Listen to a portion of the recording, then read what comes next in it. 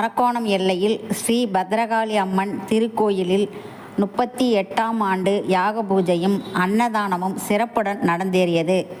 அரக்கோணம் 2வது வார்டு மாதவன் நகர் விரிவாக்கம் மகாலட்சுமி நகரில் எழுந்தருளிருக்கும் ஸ்ரீ பத்ரகாளி அம்மன் திருக்கோவிலின் 38ஆம் ஆண்டு விழா மற்றும் சித்ரா பௌர்ணமி தினம் முன்னிட்டு மகா யாக பூஜை வெகு சிறப்பாக நடைபெற்றது. இந்த யாக பூஜைக்கு ஆலய தர்மகர்த்தா ஆர் முனுசாமி தலைமை தாங்கி பூஜைகளை நடத்தினார். பின்னர் கலச நீர் ஊர்வலமாக கொண்டு சென்று அம்மனுக்கு செலுத்தப்பட்டது.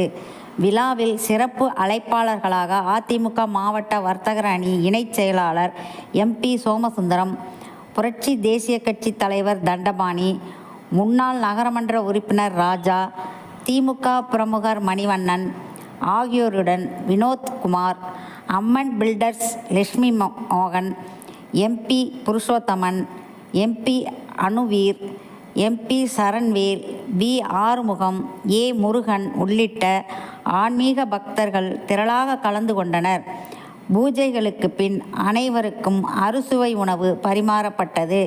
நிலவன் டிவி செய்திகளுக்காக செய்தியாளர் ரவி.